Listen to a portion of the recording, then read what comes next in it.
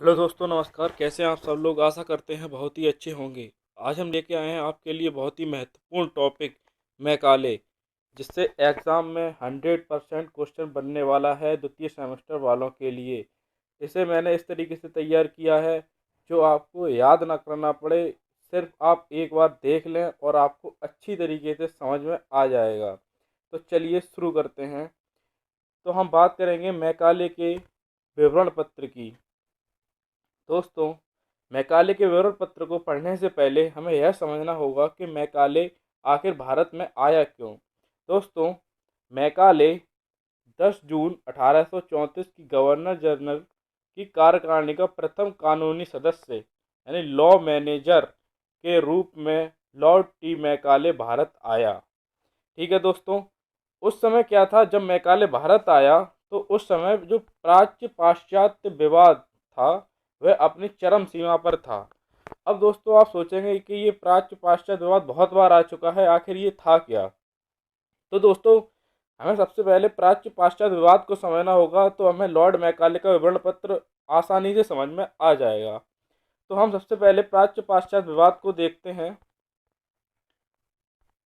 कि सन 1813 के आज्ञा पत्र की धारा 43 ने भारतीयों की शिक्षा का उत्तरदायित्व जो था ना, वो कंपनी को दिया था, और उसने शिक्षा पर प्रतिवर्ष कम से कम 1 लाख रुपए की धनराशि व्यय करने का आदेश दिया।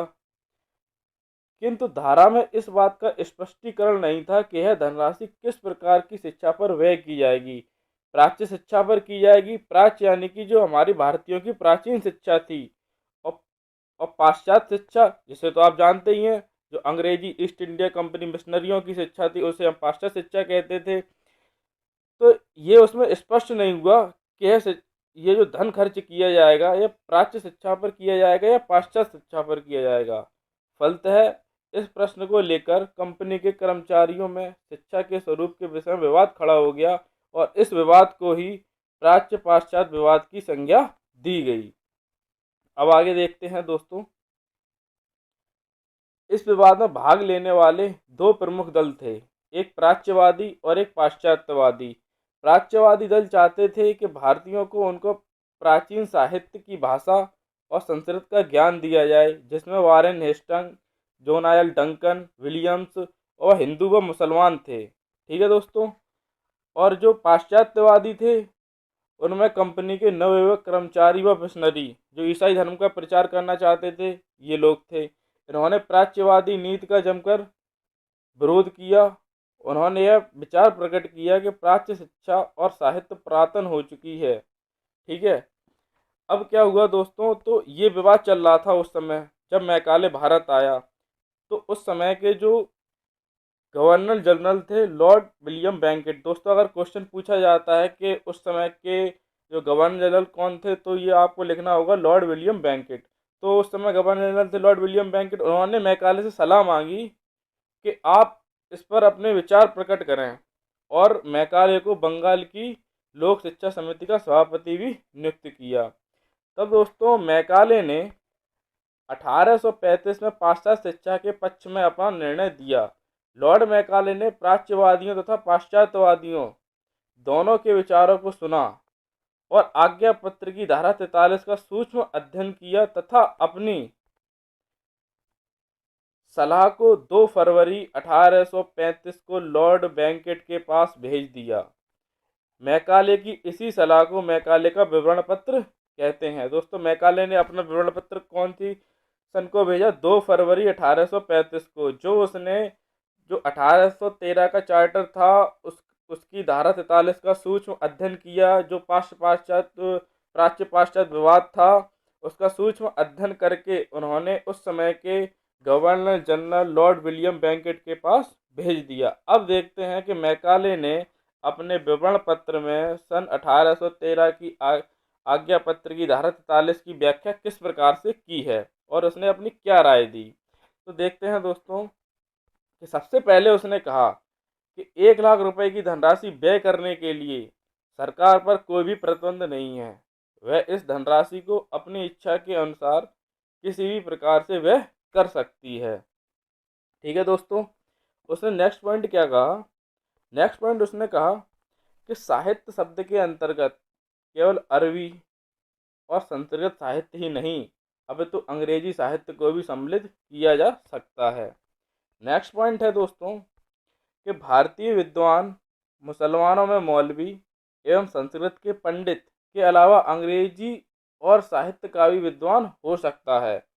आज्ञा पत्र की धारा 43 की व्याख्या करने के बाद मैकाले ने प्राच्य शिक्षा एवं साहित्य का प्रबल खंडन किया। मतलब जो हमारे भारतीयों की शिक्षा थी, जो हमारी प्राचीन शिक्षा थी, उसका उसने प्रबल खंडन किया और अंग्रेजी के माध्यम से पाश्चात्य ज्ञान और विज्ञान की शिक्षा का शक्तिशाली समर्थक किया।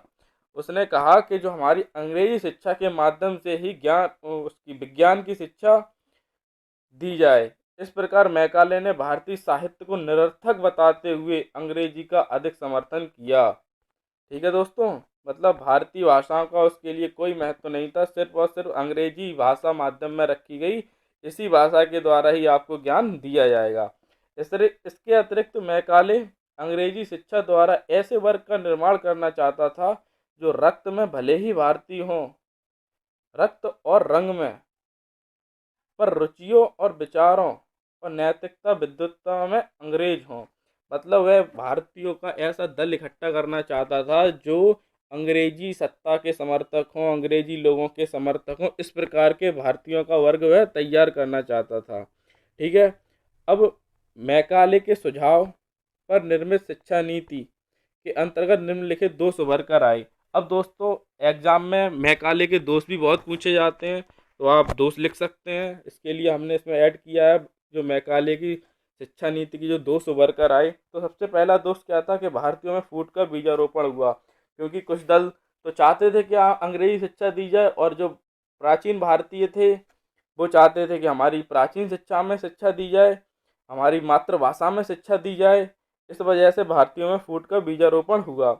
भारतीय साहित्य एवं संस्कृति की अवहेलना की गई। आप देख रहे हैं किस प्रकार से भारतीय संस्कृति की अवहेलना की गई, भारतीय साहित्य को निरर्थक बताया गया, भारतीय धर्म की अवहेलना की गई, विदेशी सभ्यता को भारत पर थोपा गया। मतलब उन्हें जो समझ में आया और उन्होंने थोप दिया हम पर।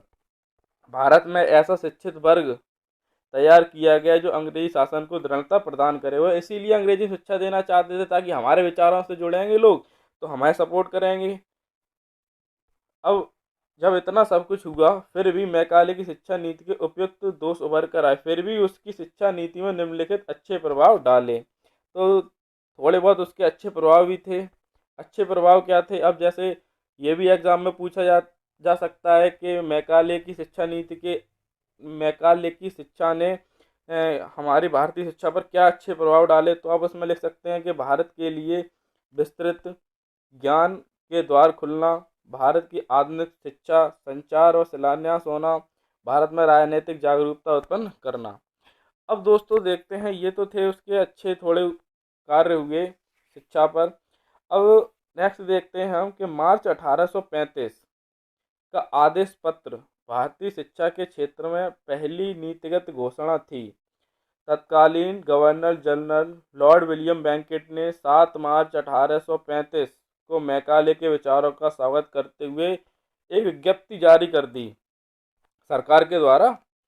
जो विज्ञप्ति निम्न थी कि शिक्षा के लिए निर्धारित संपूर्ण धन का सर्वोत्कृष्ट प्रयोग केवल अंग्रेजी शिक्षा के लिए ही किया जाएगा। अब दोस्तों उसमें तो प्राच्य पाश्चात्यवाद को ही खत्म कर दिया। अब जो धन था जो पहले निश्चित नहीं था कि प्राच्य शिक्षा पर खर्च किया जाएगा या पाश्चात्य शिक्षा पर खर्च किया जाएगा, उन्होंने कह दिया यह सिर्फ और सिर्फ पाश्चात्य शिक्षा पर ही खर्च किया जाएगा।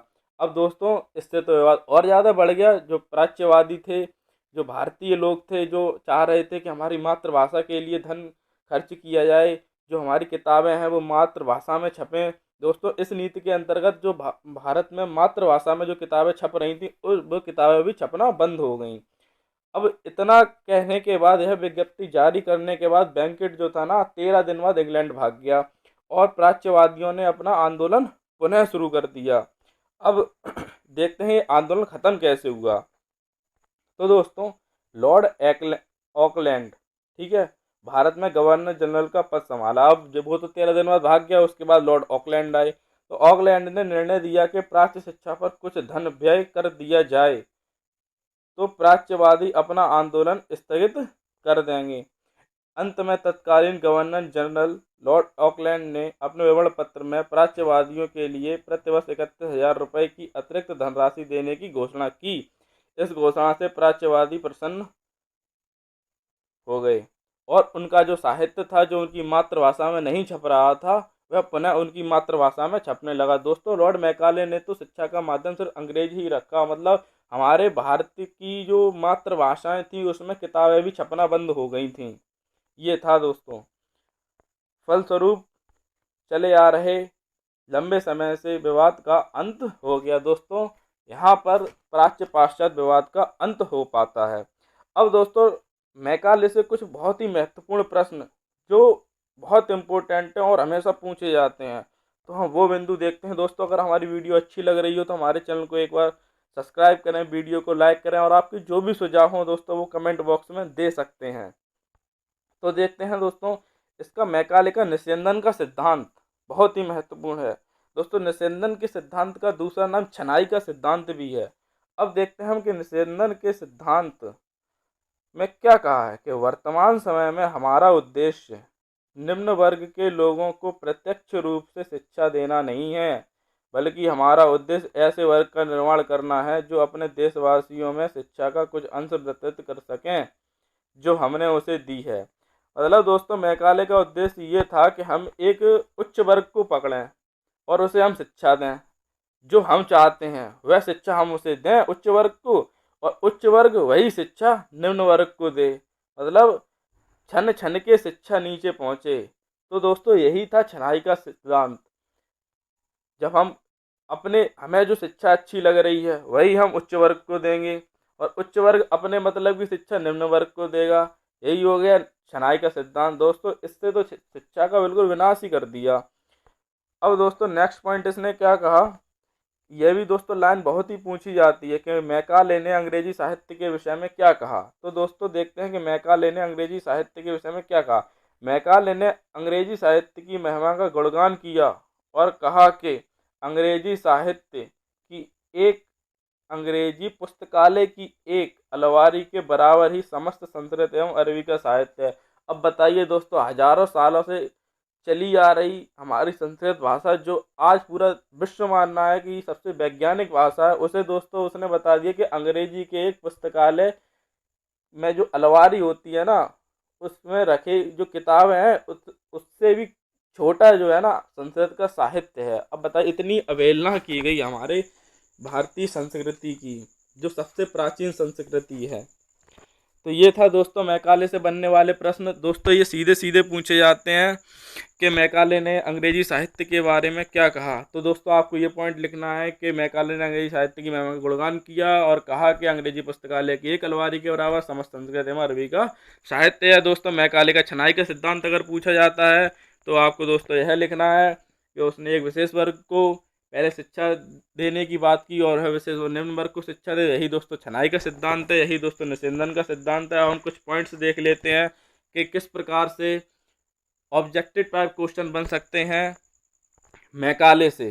तो ये देखो दोस्तों, सबसे पहला है कि शिक्षा में छनाई का सिद्धांत लागू किया था। तो दोस्तों, हम पढ़ चुके हैं अभी किसने किया था, मैकाले ने किया था। नेक्स्ट पॉइंट है दोस्तों, लॉर्ड मैकाले ने अपना विवरण पत्र बैंकेट के पास प्रस्तुत किया। तो 2 फरवरी 1835 को। उस समय दोस्तों गवर्नर जनरल कौन था, लॉर्ड विलियम बैंकेट था। नेक्स्ट पॉइंट है दोस्तों, शिक्षा में छनाई का सिद्धांत लागू किया गया। जन शिक्षा है तो उच्च वर्ग की शिक्षा है तो यूरोप वासियों की शिक्षा है तो इनमें से कोई नहीं। दोस्तों, उसका जो मुख्य उद्देश्य था कि जो निम्न वर्ग को वही शिक्षा देना जिससे ईस्ट इंडिया कंपनी मजबूत हो और अंग्रेजी ईसाई धर्म का प्रचार प्रसार हो, तो वह जन शिक्षा हेतु किया गया। ठीक है दोस्तों, नेक्स्ट पॉइंट है हमारा कि बहुत से व्यक्तियों को थोड़ा सा ज्ञान देने की अपेक्षा थोड़े से व्यक्तियों को बहुत सा ज्ञान देना अच्छा है। यह कथन किसका है दोस्तों, वही छनाई का सिद्धांत के अंतर्गत घुमा फिरा के क्वेश्चन पूछे जाते हैं। तो दोस्तों, आपको ध्यान रखना है, यह जो है हमारे किसने कहा, मैकाले ने कहा। ठीक है दोस्तों, अब आशा करता हूं कि मैकाले से जितने भी क्वेश्चन बन सकते थे मैंने सभी इसमें रखने का प्रयास किया है, और शायद मैकाले से कोई भी क्वेश्चन आपका छूटेगा नहीं दोस्तों। आशा करते हैं आपको वीडियो अच्छी लगी होगी, तो हमारे चैनल को सब्सक्राइब करें, वीडियो को लाइक करें, आपके जो भी सुझाव हो कमेंट बॉक्स में ज़रूर दें। Thank you.